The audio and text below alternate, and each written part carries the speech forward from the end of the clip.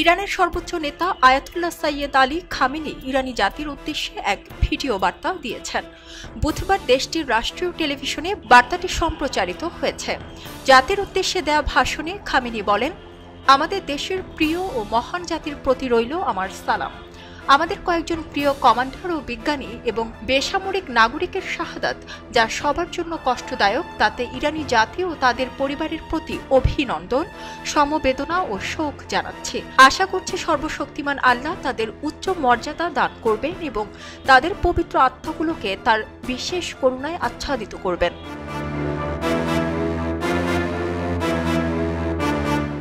বার্তায় তিনি আরো বলেন, আর আমি আমাদের প্রিয় জাতিকে বলতে চাই, ইহুদিবাদী ইসরায়েল শুধু বড় ভুলই নয়, মারাত্মক ভুল করেছে এবং এর পরিণতিতে দখলদার ইসরায়েল অসহায় হয়ে পড়বে ইনশাআল্লাহ।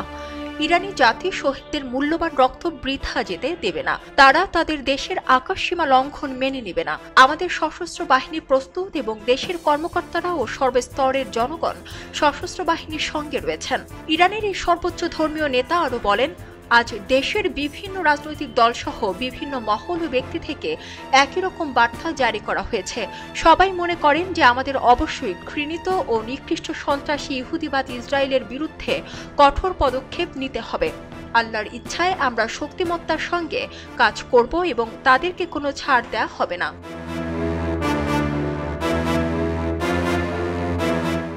ভিডিও বার্তায় খামেনি বলেন, নিঃসন্দেহে ইহুদিবাদীদের জীবন অতিষ্ঠ হয়ে পড়বে। ইহুদিবাদীরা যেন এটা না ভাবে যে তারা আঘাত করেছে এবং এখানেই তা শেষ হয়ে গেছে। না, তারা শুরু করেছে এবং তারা যুদ্ধের সূচনা করেছে।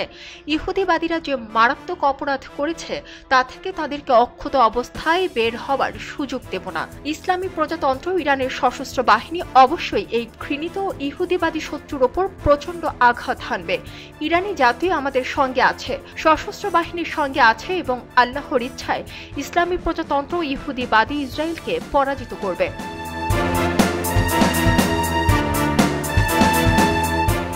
বার্তায় শেষে তিনি বলেন, প্রিয় দেশবাসী, এটা জেনে রাখুন এবং নিশ্চিত থাকুন, এই ক্ষেত্রে কোনো ত্রুটি করা হবে না। আপনাদের ওপর শান্তি, আল্লাহর রহমত ও বরকত বর্ষিত হোক।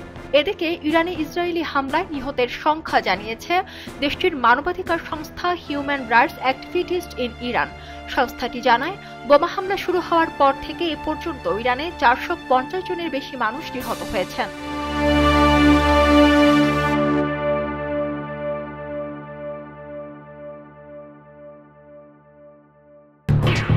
খবরের কাগজ, নিখাত, নির্ভীক, নিরপেক্ষ।